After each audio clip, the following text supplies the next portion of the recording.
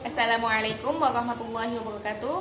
Perkenalkan, nama saya Sinta Fatmaida, NIM 5302011890. Di sini saya akan membuat video mengenai pro dan kontra penggunaan hermeneutika dalam menafsirkan Al-Quran, perspektif ulama tafsir kontemporer.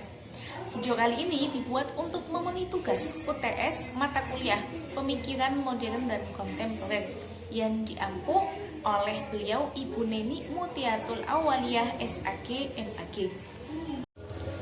Berbicara mengenai penafsiran Al-Quran yang memicu tema-tema kontroversial di era modern saat ini menjadi kajian yang sangat menarik untuk dipelajari. Salah satunya yaitu hermeneutika sebagai metode penafsiran baru yang muncul di zaman Yunani kuno telah menjadi bagian dari metode tafsir Al-Quran. Nah, dari sini timbul perdebatan akan kemunculan metode hermeneutika jika diaplikasikan pada Al-Quran. Akankah pendekatan hermeneutika bisa digunakan dalam penafsiran Al-Quran? Bagaimana hermeneutika menjawab debat tafsir modern? Nah, dari pertanyaan ini, saya akan menyampaikan beberapa pandangan mengenai hermeneutika di kalangan mufasir. Nah, melalui beberapa pro dan kontra yang ada dari berbagai pandangan mufasir, nantinya akan dilihat bahwa keilmuan yang terus menjadi pembaharu di era modern adalah hal yang tidak boleh dikesampingkan atau ditolak, dengan tujuan upgrade keilmuan semakin berkembang sesuai zaman dan makan. Namun, daripada itu tidak melupakan tradisi-tradisi lama, yaitu kembali kepada Al-Quran dan tafsir. Sebagai kitab suci terakhir, Al-Quran diyakini oleh kita umat Islam memuat segala hal yang dibutuhkan oleh umat manusia dalam mengarungi kehidupan ini, meski Al-Quran diturunkan 14 abad yang lalu. Dengan mengikuti ajaran-ajarannya, kita akan mendapatkan ridho Allah Subhanahu wa Ta'ala baik di dunia maupun di akhirat. Barang siapa yang mengingkarinya dan mengikutinya dan tidak mengikutinya, maka pengingkarannya itu datang dari orang tersebut dan terhalang untuk mendapatkan rahmat Allah Subhanahu wa Ta'ala. Dan atas dasar itu, tidaklah mengherankan bahwa kita selalu mencari hidayah Al-Quran, baik yang bisa kita petik dari makna lahiriahnya maupun makna batiniahnya. Untuk mendapatkan intisari Al-Quran, banyak kalangan melakukan pengkajian tentangnya di banyak tempat dari berbagai macam bentuk, mulai dari yang bersifat berbentuk pengajian umum hingga yang bersifat penelitian akademik.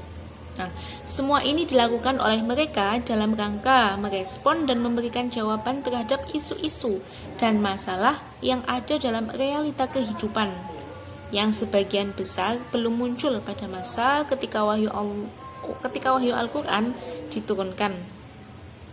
Nah, karya-karya mereka dalam bentuk lisan atau tulisan bisa dipandang sebagai upaya menafsirkan Al-Quran dalam konteks kekinian. Hal tersebut membuktikan bahwa praktek penafsiran Al-Quran itu tidak pernah berhenti. Sejak masa sahabat Rasulullah SAW hingga saat ini masih mendapati karya-karya tafsir yang ditulis oleh para ulama dan para sarjana. Nah, tafsir kontemporer sendiri merupakan tafsir atau penjelasan ayat Al-Quran yang disesuaikan dengan kondisi kekinian atau kondisi saat ini. Pengertian seperti ini sejalan dengan pengertian tajdid, yakni usaha untuk menyesuaikan ajaran agama dengan kehidupan kontemporer, dengan jalan mentakwilkan atau menafsirkan sesuai dengan perkembangan ilmu pengetahuan serta kondisi sosial masyarakat. Baik, untuk yang selanjutnya akan saya sebutkan beberapa ulama tafsir kontemporer yang berada di era 1817 sampai 1898 Masehi. Yang pertama yaitu Sayyid Ahmad Han, yang kedua Muhammad Abduh, yang ketiga Tantawi Jauhari, yang keempat Amin Al-Huli, yang kelima Nasr Hamid Abu Said, yang keenam Sayyid Al-Qutubi, yang ketujuh Toba-Tobai, Aminah Wadud, Fadhur Rahman, Tosihiko Ijusu, dan yang terakhir yaitu Muhammad Syahrur. Nah, pembagian tafsir kontemporer sendiri terbagi menjadi 3 macam. Yang pertama yaitu hermeneutika, yang kedua tematik, yang ketiga semiotika.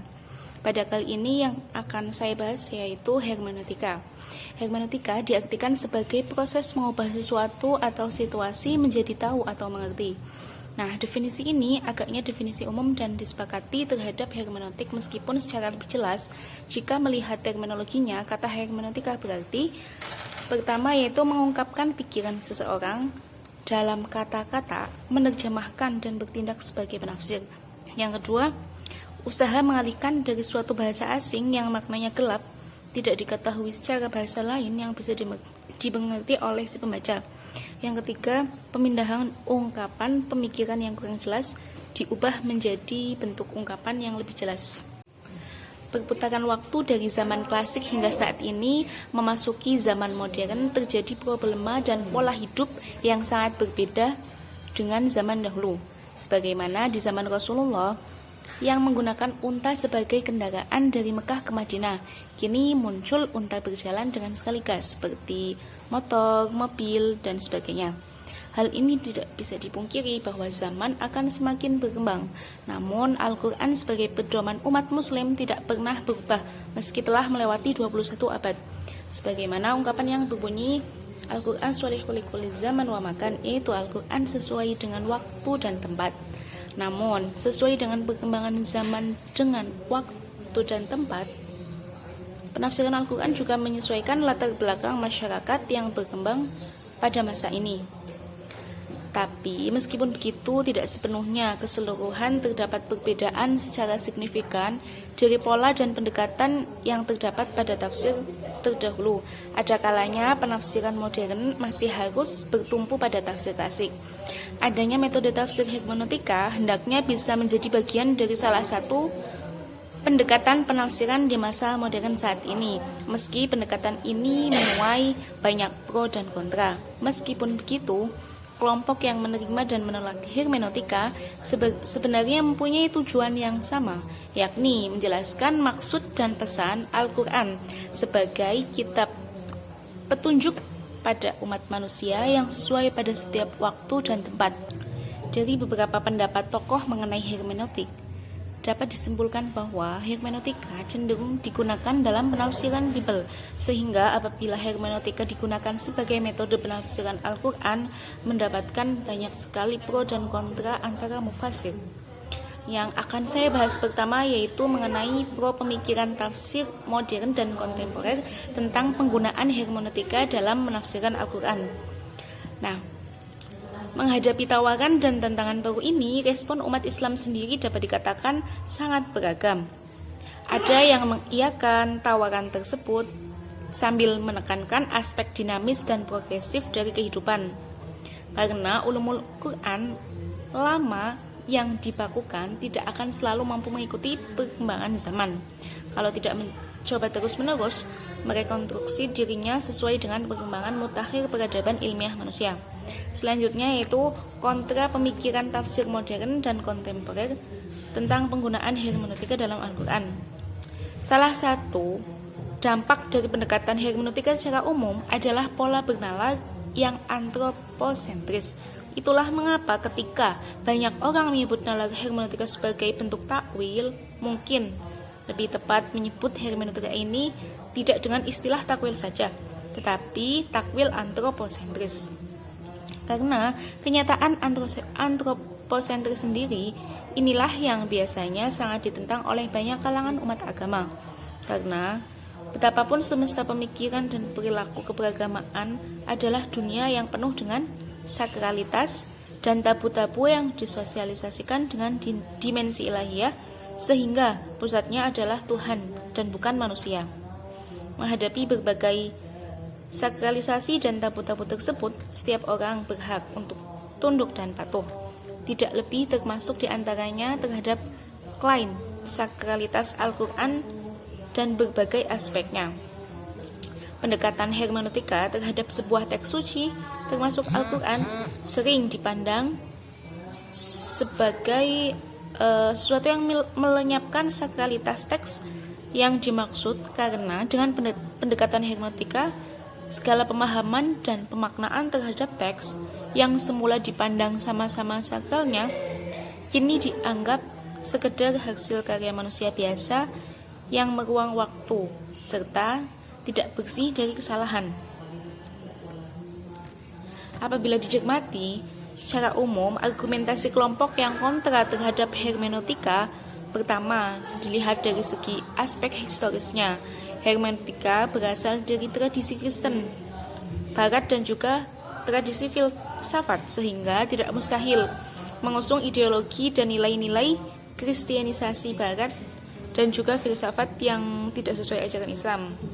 Mungkin keberatan inilah yang menjadi perkembangan hermeneutika itu berawal dari tradisi Bible. Kemunculan hermeneutika ini berawal dari trauma umat Kristen saat itu terhadap otoritas gereja dan problematika teks Bible sendiri. Nah, yang kedua yaitu sebenarnya umat Islam telah memiliki metodologi sendiri dalam menginterpretasi Al-Quran, yaitu ulumul Quran atau ilmu tafsir Al-Quran. Argumen kedua ini pada intinya hanya ingin mengatakan bahwa ilmu tafsir yang sudah lama dimiliki umat Islam masih tetap relevan digunakan di dalam studi Islam, sementara hermeneutika tidaklah sesuai untuk diterapkan ke dalam studi tafsir yang sudah berjalan mapan dalam Islam ini. Al-Quran tidak memerlukan hermeneutika sebagai Bible karena Al-Quran adalah final, tetap tidak berubah. Nah, tegasnya itu ulumul Quran sangat berbeda dengan hermeneutika. Dasar yang sangat fundamental dari perbedaan itu terletak pada konsepsi tentang sifat dan otoritas teks serta keautentikan dan permanenan bahasa dan pengertian kitab suci itu. Sebenarnya dari perbedaan pandangan dan persepsi serta adu argumen pada dasarnya bukanlah sesuatu yang perlu dirisaukan. Asalkan setiap pihak itu yang berbeda pandangan saling memiliki niat baik dan cita-cita memperbaiki. Mereka yang setuju dan mengusung ide-ide hermeneutika karena melihat umat Islam terkungkung oleh dogmatisme keagamaan yang tidak proporsional, serta mereka yang anti hermeneutika dengan semangat untuk mempertahankan identitas keislaman. Semuanya layak mendapatkan apresiasi. Dan pada akhirnya dapat ditarik kesimpulan bahwasanya kehadiran hermeneutika dalam jagat ulumul Quran pada hakikatnya adalah sebuah tawaran baru yang berasal dari para ilmuwan metodologi kontemporer dari berbagai disiplin ilmiah. Sebagai sebuah tawaran baru, tidak serta-merta hermeneutika ini harus diadopsi atau ditolak mentah-mentah.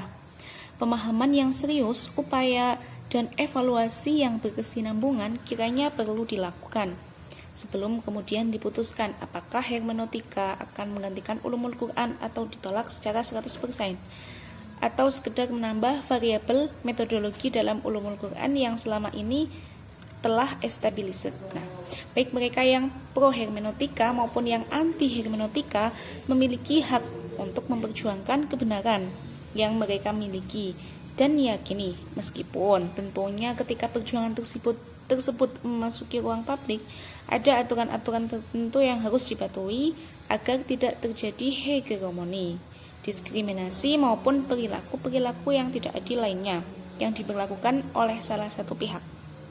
Karena diskusi hermeneutika pada hakikatnya merupakan wacana ilmiah filosofis, penerimaan dan penolakan terhadap hermeneutika seharusnya didasarkan kepada argumen-argumen yang ilmiah, bukan kepada apologis serta asumsi yang tidak perlu, seperti kecurigaan dan ketakutan tanpa dasar maupun sentimentalisme emosional untuk pemihak atau menjatuhkan pandangan tertentu.